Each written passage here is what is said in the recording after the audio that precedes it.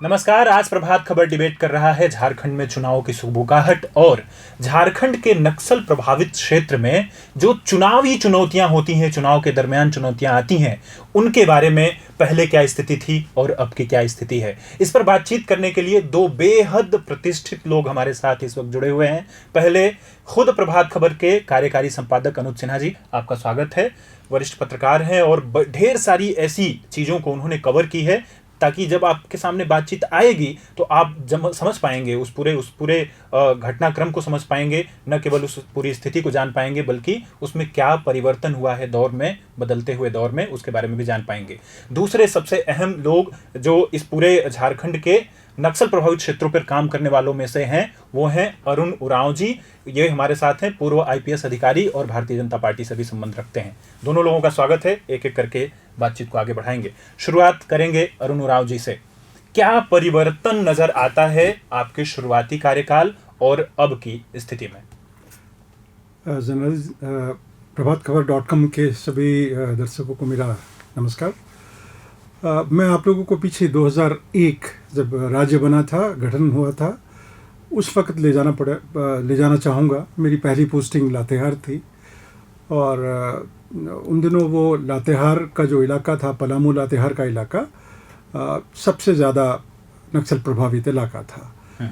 तो अगर चुनाव की बात अगर याद करें उस दौर की, तो वो वक्त था जब नक्सल बहुत ज़्यादा आईडी ब्लास्ट करते थे। अच्छा। मतलब गाड़ियाँ वो चलने ही नहीं देते थे, चाहे पक्की सड़क हो या कच्ची सड़क हो। तो किसी भी पुलिस की पार्टी को या सुरक्षा बल को या इलेक्शन ड्यूटी पे निकली हुई अगर कोई पार्टियां हैं तो उनको बूथ तक पहुंचना मतलब बहुत पैदल ही जाना पड़ता था। अच्छा। अगर गाड़ी ली तो फिर वो चले गए, लेकिन लौटना उसको मुश्किल होता। तो ये बड़ा दुश्वार था। ट्रैवल, कम्युनिकेशन का प्रॉब्लम, चूँकि 2001 की बात कर रहा हूँ मैं, बिजली की भी बड़ी दिक्कत थी। अच्छा। कम्युनिकेशन नेटवर्क भी गांव तक, दूर दराज इलाके तक नहीं पहुंचा था। तो जो इलेक्शन ड्यूटी के लिए जो पार्टियां वहाँ एक बार पहुंच गई, एक दिन पहले पहुंचे, उसके बाद फिर वो अपने आप पे रहते थे। अच्छा। उनको हम लोगों ने ये बता दिया था कि भाई उम्मीद नहीं करना कि कुछ हो तो मुकाबला आपको करना है, और आधे घंटे एक घंटे में कोई टीम को पहले से ही आप लोग बता के रखते थे कि कोई ऐसा आप अलग से सपोर्ट चाहें तो वो उसकी उम्मीद न रखें, आपको ही सामना करना है। ये बड़ी बात है। इसके बावजूद भी लोग जाते थे सर? बिल्कुल आते थे। लेकिन वोटिंग उतनी नहीं होती थी और वो बूथ्स के नंबर भी थोड़े कम थे। जैसे पुलिस बल को निकलना मुश्किल होता था, वैसे वोटर्स के लिए भी थोड़ा सा दिक्कत था। और वो वक्त था जब नक्सल जारी करते थे इलेक्शन चुनाव बाइकॉट का। अच्छा। हाँ, क्या इसके बारे में थोड़ा सा डिटेल बताएं? हाँ, जारी करने का क्या आशय हुआ? क्या कोई कुछ अखबार छपता था? कोई मतलब उनके पास साधन क्या था? किस तरह से जारी करते थे? नहीं, अखबार तक बातें पहुंचती थी। नक्सल बाइकॉट का बाकायदा प्रेस रिलीज वो दिया करते थे अपनी तरफ से। अच्छा। और प्रेस में खबरें छपती थी। गांव के इलाके में पेड़ हो, घर हो, तो उनका पोस्टर सफ़ेद कागज़ पे लाल कलम से लिखा हुआ, अनुज भैया को याद होगा जी, तो वो उनका नक्सल बाइकॉट का नारा होता था। तो इससे भी थोड़े लोग डरते थे आने के लिए। तो चुनाव की जो प्रक्रिया थी वो वोटिंग कम होती थी, लेकिन आपको चुनाव का जो समय है उसमें बूथ पे रहना ही है। तो चुनाव के लिए जो बूथ के एजेंट जाते थे या बूथ प्रभारी जाते थे पुलिस दल के साथ, संख्या भी उस वक्त आपको याद होगा जनार्दन जी, फोर्सेस झारखंड पुलिस की, झारखंड आर्म पुलिस की संख्या भी उतनी नहीं थी और केंद्र से उतने बल भी नहीं आते थे। तो थोड़ी सी पुलिस की संख्या में आर्म्ड वो कैसा सिचुएशन हो सकता था आप समझ सकते थे। उसको देखा जा सकता है। इसी दौर को थोड़ा सा और आगे बढ़ाते हैं और झारखंड के गठन के वक्त के जो मजबूत साक्षी रहे हैं उस पूरे दौर को हमारे कार्यकारी संपादक अनुज सिन्हा जी। सर, उस दौर में चुनाव आपने देखे हैं और नक्सल प्रभावित क्षेत्रों को भी आपने देखा है। जो कुछ याद कर रहे हैं अरुण सर, उसको, उस बात को थोड़ा आगे बढ़ाते हुए अपने जहन में क्या चीज़ें तरोताजा हैं? उसके पहले से हम लोग बात करते हैं, राज्य बनने के पहले से। हाँ। कोई तुलना ही नहीं है। उस समय का दौर, अभी का दौर कहीं से फर्क नहीं है। अगर वो उस समय 100% था तो अब मुश्किल से 5 से 10% भी नहीं है। अच्छा। गौर करिए क्या था कि हम इसलिए बता पा रहे हैं कि 99 के चुनाव में जमशेदपुर में हम उस समय थे, लोकसभा चुनाव में, तो उसमें बैकआउट का कॉल था और पूरा इलाका, सारंडा का पूरा इलाका नक्सल प्रभावित था। अभी जैसा नहीं, बहुत जबरदस्त वो हुआ। और जहाँ के आप एसपी थे पूर्वी सिंहभूम, उसका जो पूरा बेल्ट है, डुमरिया, गुड़ा बांधा, वो बहुत ही वहाँ जाना संभव नहीं था। तो उन जगहों पे हम चलाते थे कि आपको वोट देना है और अच्छे उम्मीदवार को चुनना है। तो उस समय 99 के चुनाव में चलाए थे मतदाता जागरूकता अभियान। अच्छा। उस समय देश का पहला अखबार था प्रभात खबर, जिसने ये पहल की थी। उन जगहों पे गए थे, बहुत दिक्कत थी, लोग जमा नहीं होते थे। क्यों? अच्छा। एक बार कॉल हो गया कि नक्सलियों का कॉल हो गया कि चुनाव बैकआउट करना है, तो उनका प्रभाव इतना ज्यादा था कि लोग हिम्मत नहीं करते थे। कारण क्या था कि घटनाएं घटती थी, न सिर्फ धमकी देते थे बल्कि धमकी को इम्प्लीमेंट भी कर देते थे। अच्छा। फॉर एग्जाम्पल के तौर पर उसी समय, उसी के आसपास में 1 साल पहले या 1 साल के बाद की घटना होगी, चतरा में जिन लोगों ने नक्सलियों के कॉल के बावजूद वोट देने गए थे, उनके हाथ को काट दिया गया था। अब आप गौर करें, एक घटना जब घटती है तो उसका भय इतना होता है कि एक सामान्य आदमी, एक ग्रामीण जो अंदर दूर दराज के इलाके में रहता है, वो डर से निकलना नहीं चाहता है कि कौन इस लफड़े में पड़ेगा, नहीं देगा का। तो ये था। अब क्या है, अब वो दौर खत्म हो गया है। अब नक्सलियों का प्रभाव नहीं के बराबर रह गया है। इसको और क्लैरिटी से मैं आपसे समझना चाहूँगा। मतलब इस तरह की स्थिति की वोट देने के बाद लोगों के हाथ काटने के भी एग्जाम्पल झारखंड में नजर आते हैं, लेकिन अब वो हालात बदले हैं। अभी अनुज सर ने बातचीत में कहा कि जो चीज़ 100% थी, अब वो 5 से 10% ही बची है। दोनों लोगों से टिप्पणी इस पे लूंगा कि क्या बदलाव हुआ। वो जो 100 से 5 पर आंकड़ा आ गया है, तो उसमें परिवर्तन कहाँ? कोई मुख्य बातों को, घटनाओं का जिक्र करते हुए इसके बारे में आपसे मैं पूछना चाहूँगा। देखिए, एक तो कि पूरे देश में बड़े पैमाने पे जो दौर था नक्सलियों का है वो उसमें कमी आई। कारण क्या है? कारण अलग है। समझना पड़ेगा नक्सलवाद का जन्म क्यों होता है। तो जो बुनियादी कारण होते थे, जो उनको कैडर मिलना, वो कैडर मिलना भी धीरे धीरे बंद हो गया। क्योंकि जब आपके पास खाने के लिए गांव के आम आदमी जो बेरोजगार बैठा हुआ है, जिसके पास साधन नहीं है, पैसा नहीं है, उसको आप अगर किसी तरीके से मोटिवेट कर कर अपने पक्ष में करते हैं तो वो हो जाता है। उसके पास सवाल है अस्तित्व का, उसके संकट अलग कारण है। कई लोग जमीन को लेकर कोई कब्जा कर रहा है, उसको लेकर चले आते हैं, कई लोग अनाज के कारण। तो जितनी स्कीम चली गवर्नमेंट की, कई कारण है, इसमें से एक है कि गवर्नमेंट स्कीम चली, आप लोगों को खाने का की अब दिक्कत नहीं है। है जो सुविधा है वहां तक पहुंच रही, परिवार तक है, तो अब उनके पास खाने का संकट नहीं रहा, एक बड़ा कर रहा है। तो जो संगठन होते हैं, नकली संगठन हैं, उनके पास अब कैडर नहीं मिलते बनाने हैं। की जो एक बड़ा कारण थी वो अब नहीं रही। दूसरा, जो बड़े लीडर हुआ करते, उनकी जो आइडियोलॉजी थी है, तो अब आइडियोलॉजी भी खत्म होते गई, चले गए हैं। बाद में जो माओवादियों का जो था, वो एक अलग तरह का था, विचारधारा का चल रहा है। वो धीरे धीरे जो टॉप लेवल के लोग या तो सरेंडर कर दिए, या तो कई लोग मारे गए अलग अलग। गवर्नमेंट ने स्कीम भी लाया, गवर्नमेंट ने कि आप सरेंडर करें। कोई आदमी जल्दी जंगल में रहकर अपना जीवन खराब नहीं करना चाहता है। फैमिली का प्रेशर होता है, वो देखता है। तो जब लगे कि इससे फायदा होने को है, ये नहीं है, तो वो एक सामान्य जीवन जीने का आदी होता है। अगला आपको देखेंगे कि उसका क्या रिजल्ट निकला। इसी झारखंड में अनेक लोग हुए जो हार्डकोर नक्सली थे, उन लोगों ने सरेंडर किया, गवर्नमेंट के पास सरेंडर किया, उसकी सुविधाएं मिली, सब कुछ मिली, और वो चुनाव लड़े। उसमें से एमपी भी बने, मेंबर ऑफ पार्लियामेंट बने, है ना, वो बने हैं, क्योंकि उसका एक सिस्टम बनाता है। तो अब एक लगा सबको कि लंबे समय तक वो जीवन में फायदा नहीं है। तो ये सब कारण है। प्लस एक बड़ा कारण कर रहा है कि केंद्र के स्तर से भी बड़े पैमाने पे, पहले क्या था, पूरे एरिया में आपको सुरक्षा बल अंदर के गांव तक नहीं आते थे। बड़े बड़े कैंप बने, बड़े बड़े आप देखेंगे सीआरपीएफ सारा कुछ बना। तो ये गांव के लोगों के अंदर में कॉन्फिडेंस आया कि हमारी सुरक्षा के लिए लोग हैं। तो ये चारों ओर से प्रयास हुआ, डेवलपमेंट का प्रयास हुआ, फोर्स दिया गया, गांव के लोगों का उत्थान करने का प्रयास किया गया है। और गांव के लोगों को तो कई बार फंसे भी बेचारे, दोनों ओर से, पुलिस की ओर से भी, पुलिस भी जाई पकड़ के पीटेगी करके, तुम बताओ कौन आया था। अब वो बेचारा गांव वाला क्या करे, उसके पास कोई संगठन के लोग आए कि खाना खिलाओ, नहीं खिलाएगा तो संगठन के लोग मारेंगे उसको, और खिला दी तो पुलिस मारेगी। तो बेचारे पीछे, तो उनको लगा कि इससे फायदा नहीं होने को है, तो उससे धीरे धीरे मोह भी, गांव के लोगों का मोह भंग होता गया। तो ये सब कई बड़े कारण जो मेरे नजर में नजर आते हैं। तो देखिए, यहाँ पर एक चीज़ थोड़ी सी गौर करने वाली है कि जिन नक्सल प्रभावित क्षेत्रों की हम बात कर रहे हैं और जो उनके एक्ट थे, जिस तरह से वो डील करते थे लोगों के साथ, उन डील में परिवर्तन आया है और वो न केवल मुख्यधारा में लौटे हैं बल्कि चुनावी राजनीति में आकर के लोगों की पसंद भी बने हैं। यह भी एक खास बात इसमें नजर आती है। चलते हैं अरुण जी की तरफ। आपके कार्यकाल में आपने कई तरह के अभियान उठाए हैं, एक अभियान का जिक्र भी आप कर रहे थे, तो उन अभियानों के असर को और आपके कार्यकाल में जो अहम घटनाएं घटी हैं उनको जरा दर्शकों को बताएं। मैं आप लोगों को पूर्वी सिंहभूम की ओर ले चलता हूँ। वर्ष 2002 से 4, 2001 से 2 में लातेहार था और 2002 से 4 जमशेदपुर में था जी। मैंने जैसा बताया, फोर्स भी कम था, नक्सली बिल्कुल हार्डकोर होते थे, आइडियोलॉजी से लबरेज, जंगल में रहने में उनको कोई तकलीफ नहीं होती थी। पुलिस बल को ज़्यादा नुकसान पहुंचाते थे आईडी ब्लास्ट के द्वारा। तो जब संख्या में हम लोग कम थे तो हमारी मूवमेंट भी तब थोड़ी कम हुआ करती थी।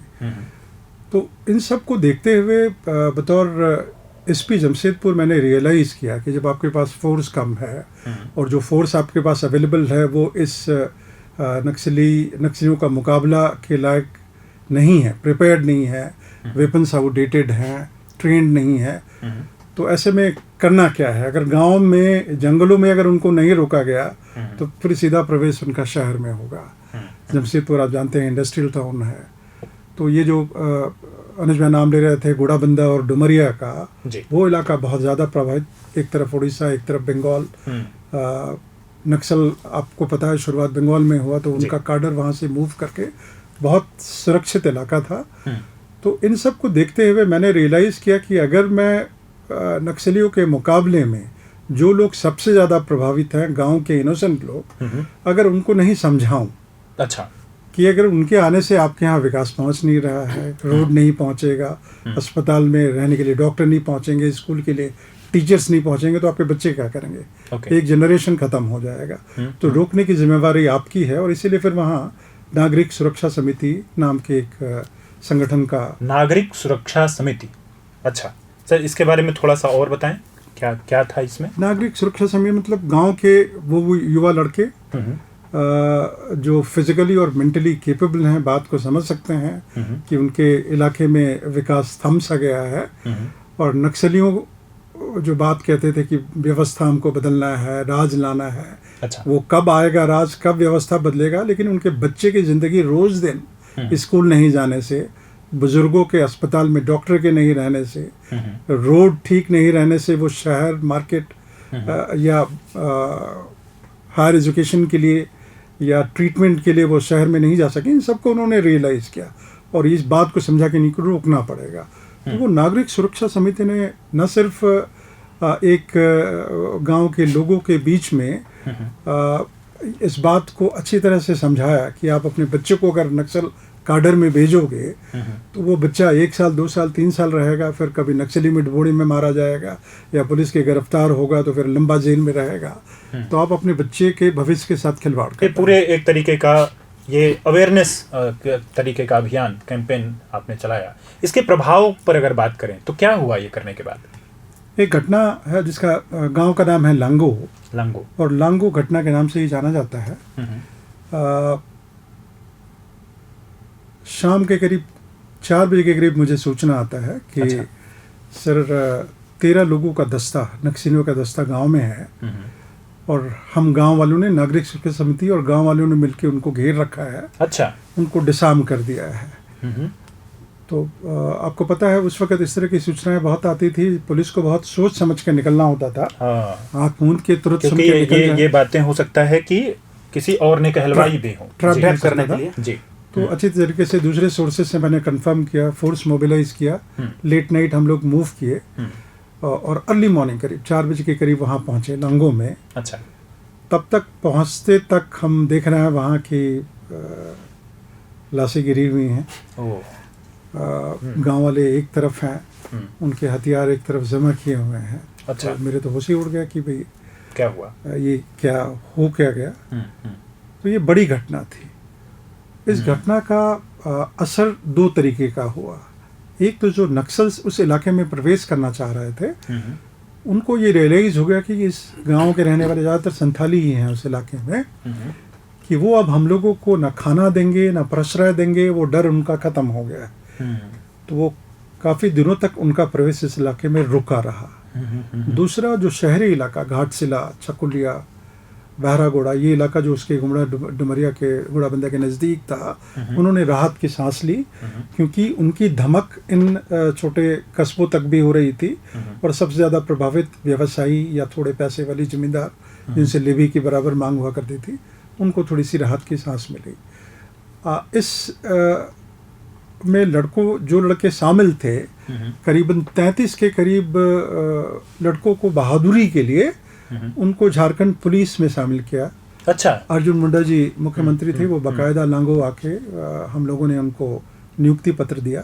तो 32 वो जवान उस इलाके से भर्ती हुए और बहुत सालों तक, इनफैक्ट मुझे याद जहाँ तक है कि 2002 और 4 की बात कर रहा हूँ, तो 2017-18 तक मुझे उस इलाके से बहुत बड़ी घटना की सूचना नहीं मिली। अच्छा। इतना प्रभाव रहा उसका, इस स्तर का प्रभाव हुआ। एक बार अनुज सर की तरफ चलते हैं। अनुज सर, आप लगातार झारखंड के गठन के बाद से नक्सली मूवमेंट पर बहुत करीब से जो है चीज़ों को रिपोर्ट करते रहे हैं, बताते रहे हैं लोगों को। कोई ऐसी बड़ी घटना नज़र आती है जिसके बाद बड़ा परिवर्तन आया हो? ऐसा कोई ख़ास लम्हा याद आता है? नहीं, देखिए, हम लोग बात करें कि ये झारखंड कई इलाकों में है, ये नक्सली प्रभावित रहा है। और उसका उदाहरण आप देखेंगे कि कैसे दहशत थी। तो जिस स्टेट में जब कोई बड़े अधिकारी और पुलिस के अगर नक्सलियों ने उनकी हत्या कर दी, तो लोग में एक भय हो जाता है। ये वो स्टेट है जहाँ पे लोहरदगा के एसपी थे अजय सिंह, और फिर दुमका में थे बलिहार थे, अमरजीत बलिहार। अच्छा। ये दोनों की हत्या हो गई। आप देखें तो डर तो हो जाएगा निश्चित तक। उसके अलावा हम बता रहे क्या माहौल था और क्या अंतर पड़ गया है। उसके बाद देखिए आप है कि बुंडू में डीएसपी की हत्या हो गई, बुंडू में हत्या हो गई, मंत्री की हत्या हो गई, मिनिस्टर्स की हत्या गई है। उसके बाद महेंद्र सिंह जी की हत्या हो गई है, बड़े लीडर है। तो जब इस तरह के बड़ी घटनाएं घटती हैं तो डर स्वाभाविक होता है। इसके साथ बड़े पैमाने पे झारखंड में तोपचाची को देखे, सारंडा में 2 बड़ी घटनाएं घटी, जहां 20 से ज्यादा लोग पुलिसकर्मी एक विस्फोट में मारे गए। 20 से ऊपर, एक बार तो 28 के आसपास कितनी संख्या थी एग्जैक्टली ये थी। तो ये माहौल हुआ करता था, एक सेंटर था, क्योंकि वो एरिया सारंडा का देखा है, इधर झुमरा पहाड़ और फिर आपको इधर बुढ़ा पहाड़, ये सब एरिया में था, सेंटर था होता है। तो उसमें का माहौल ही अलग था। जैसा बताया, डॉक्टर साहब ने बताया कि कैसे परिवर्तन हुआ। तो इन घटनाओं के बाद धीरे धीरे एक माहौल बना। तो कोई एक घटना ने परिवर्तन नहीं लाया। आप एक घटना कहें तो सेंटर ने जो बनाया, जगह जगह पर जो बनाया, पुलिस का बल बनाया, वहाँ से उसकी शुरुआत हुई। अच्छा। अपने यहाँ के सांसद थे जमशेदपुर के सुनील महतो, उनकी हत्या हो गई है। तो ये सब घटनाएं घटने के बाद, मतलब समझिए कि बहुत कुर्बानी लेने के बाद तब जाकर धीरे धीरे झारखंड शांत होना गया। क्यों? इसके पीछे कॉज क्या था कि जब लोगों को लगा, जो इस धारा से जुड़े हुए हैं, परिवार एक बड़ा कारण होता है, फैमिली, परिवार के कारण लोग होते हैं। तो देखिए, मैंने पहले भी कहा था, नक्सली जब अंदर जा रहे हैं, आप मार भी रहे हैं तो मारे भी जा रहे हैं ना। हाँ। आपकी भी जान जा रही है। तो ये और उसके परिवार के लोग सबसे बड़े सफर होते हैं। कोई अगर नक्सली बन गया तो उसके परिवार के लोगों को तो दिक्कत बहुत होती है, पुलिस जाकर पकड़ती है, सब करती है। तो आप तो फैमिली के लिए करते हैं, सब कुछ करते हैं बचाव के लिए। तो कहीं ना कहीं ये बात महसूस हुआ, उन लोगों ने भी रियलाइज किया बाद में धीरे धीरे करके है, और बाहर का सपोर्ट भी बंद हुआ। आप देखेंगे कि सेंट्रल कमेटी जो होते हैं वो सब धीरे धीरे पूरे देश में कमजोर हुआ है। कई बड़े लोग पकड़े गए हैं। उसके बाद जब सरेंडर करना शुरू किया लोगों ने, तो जब शीर्ष के लोग सरेंडर करने लगे हैं तो नीचे तक मैसेज चला गया है कि ये तो कर रहे हैं तो अब हम लोग का क्या होगा है, वो पॉलिटिक्स में लगे। तो इससे धीरे धीरे बदलाव हुआ और लोगों को लगा, ये फैमिली के लोगों ने काफी प्रभाव दिया। फैमिली के लोगों ने कहा, जो अपने हस्बैंड हो, बेटा हो, सब पर हो है परिवार, हाँ, जो परिवार का जो दबाव आता है वो बड़ा काम किया। और उसके बाद ही ये गवर्नमेंट की पॉलिसी भी अच्छी बनी थी, ठीक है, उसमें से बहुत कुछ इम्प्लीमेंट, लेकिन ओपन जेल सब जो बना है तो उसका एक अच्छा प्रभाव पड़ा। जो लोग सरेंडर कर है, आप देखें कि मुखिया का चुनाव हुआ तो आप सीधे कहेंगे आप हैं कि पंचायत चुनाव में अनेक लोग जो हैं जिनका कि बहुत सॉफ्ट कॉर्नर या नक्सल मूवमेंट से जुड़े लोग, सीधे तौर पर जुड़े लोगों से बहुत क्लोज रिलेटिव, पत्नी, भाई, वो सब बने। तो एक तरीके से जिस चीज़ के लिए आप उधर गए थे वो आपको इधर मिलना हुआ, और मिलना हुआ है। तो ये लगा कि इस धारा में आकर भी हम लोग काम कर सकते हैं। तो ये बड़ा बदलाव है। पंचायत चुनाव को हम एक बड़ा, आपने कहा तो पंचायत चुनाव जो हुआ, और पंचायत चुनाव में जिस तरीके से अंदर के एरिया में जो लोग जुड़कर आए, करके आए हैं, इसने बड़ा प्रभाव दिया है और उसका एक असर तो दिखा। तो जो झारखंड में चुनावी राजनीति और नक्सल प्रभावित क्षेत्रों की बात करें, उसमें एक महत्वपूर्ण कड़ी है जो कि पंचायत चुनाव है, जैसा कि अनूप सर बता रहे थे।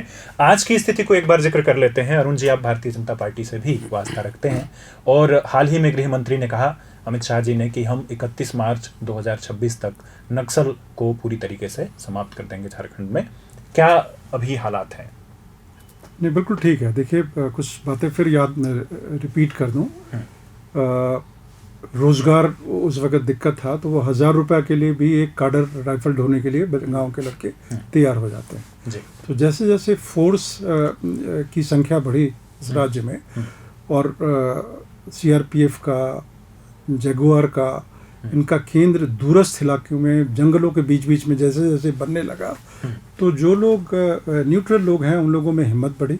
अच्छा। दूसरा, रोड नेटवर्क के बढ़ने से गाड़ी का मूवमेंट बढ़ा। पुलिस के लिए, प्रशासन के लिए, टीचर्स, डॉक्टर्स के लिए अपने हॉस्पिटल, स्कूल तक पहुंचना,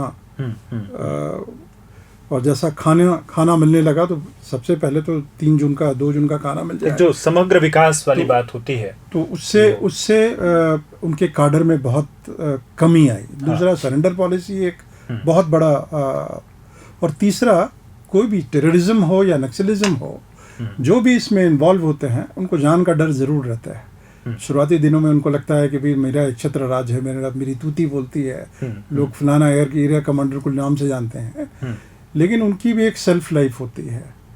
अगर वो सेल्फ लाइफ अगर घट जाए, वो तभी घटेगी जब पुलिस का उस इलाके में प्रवेश, सीआरपीएफ का एनकाउंटर उन लोगों के साथ, और उसमें इंजर होना, सरेंडर करना या न्यूट्रलाइज हो जाना, ये बहुत डेमोलाइज करता है नए काडर को जुड़ने से। तो ये जो नए काडर अब जुड़ना बंद हो गए हैं, यहाँ से ये माना जाए कि वो अंत की तरफ बढ़ रहे हैं। अनुप सर, आपसे एक अंतिम टिप्पणी लेंगे कि जिन दिनों में चुनाव होते हैं और उन दिनों में पत्रकारीय जगत में एक खलबली रहती है, अगर झारखंड में चुनाव है तो पूरे देश की मीडिया ये वेट करती नजर आती है कि कहीं कोई नक्सली मूवमेंट हुआ क्या। इस तरह का एक काफी कई चुनाव में मैंने देखा है कि जिस दिन इलेक्शन डे होता है उस दिन लोग ताक लगाए बैठे होते हैं कि ऐसी स्थिति बनी क्या। हाँ। क्या स्थिति है अब अगले चुनाव में? क्या नहीं, बहुत कोई असर अब नहीं दिखता है करके होता है। अब आप देखेंगे कि पिछले चुनाव में भी जो वोटिंग परसेंटेज है वो काफ़ी अच्छा रहा, और अंदर के एरिया में मीडिया का भी रोल बहुत पॉजिटिव रहता है। वो फोकस ही करते हैं उनमें कि ये बड़े नक्सली का गांव है, यहाँ देखिए उनके परिजन लाइन में लगे हुए हैं, तो ये एक अच्छा संदेश भी जाता है। और नक्सली भी है, देखिए माने न माने, एक बात होता है कि वो सब भी इसी समाज के हिस्से हैं, उनके परिवार के लोग यहाँ रहते हैं, और पॉलिटिकल इशूज ऐसे बनते हैं कि पॉलिटिक्स में जो लोग जुड़े हुए हैं उनका भी कहीं ना कहीं किसी का सॉफ्ट कॉर्नर कई लोगों का रहता है। तो आप देखें कि चुनाव में वो भले बैकवर्ड का कॉल कर देते हैं, लेकिन बहुत तरीके से अब उसके लिए वो लड़ते नहीं हैं कि आपको नहीं जाना है।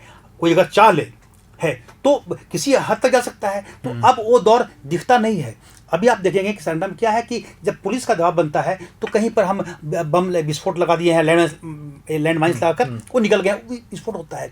लेकिन बड़ी घटनाएं अब नहीं के बराबर घटती हैं। एक तो कि पुलिस बहुत कॉशस, शासन कॉशस लोगों का है, और नक्सली भी के जो संगठन होते हैं वो भी, उनको भी आप देखें कि जब क्या होता था पहले कि बंगाल में सपोर्ट था, अब वहाँ सपोर्ट बंद हो गया, वहाँ भी हुआ है, तो कहीं ना कहीं उनको अगर चारों ओर से आप पंगा ले लेंगे तो आपको शेल्टर कहाँ मिलेगा जो बचे हुए होते हैं। तो वो सब भी जानते हैं कि एक लिमिट तक ही कुछ करो जिसमें काम चल जाए। तो ये सब कारण रहते हैं, पॉलिटिकल बेनिफिट मिल ही रहता है जो चाहते हैं। तो इन सब कारणों से देखते हैं।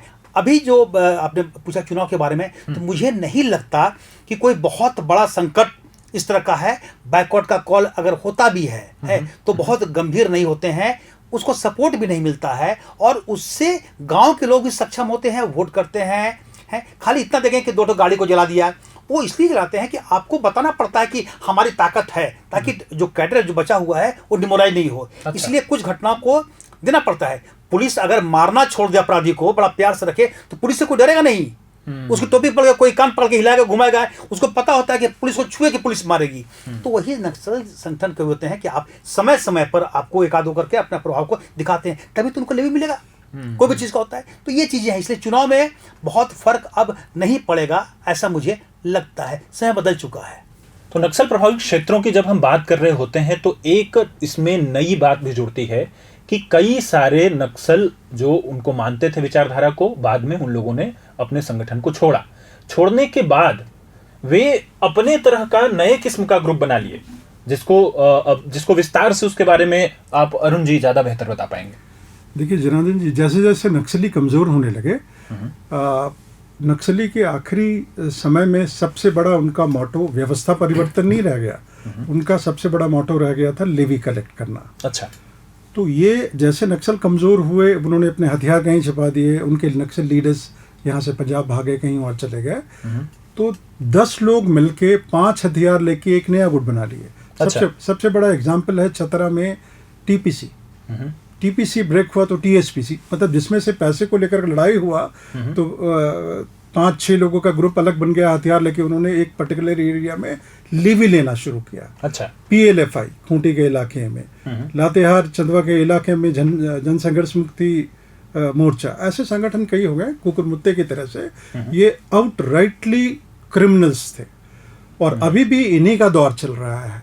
अच्छा। नक्सली अब कुछ नाम मात्र के रह गए हैं, लेवी कलेक्ट करने के लिए अभी जो घूम रहे हैं ये आउटराइटली क्रिमिनल्स है, जिनके लिए कोई सीआरपीएफ या कोबरा और जगवार की जरूरत नहीं है। मेरी समझ से आज के दिन में पुलिस स्टेशन सक्षम है इनको तरीके से हैंडल करने के लिए, इनका निपटारा करने के लिए। जी हाँ, तो हम ये चर्चा कर रहे थे झारखंड के नक्सल प्रभावित क्षेत्रों पर और आगामी चुनाव पर उसके प्रभाव पर।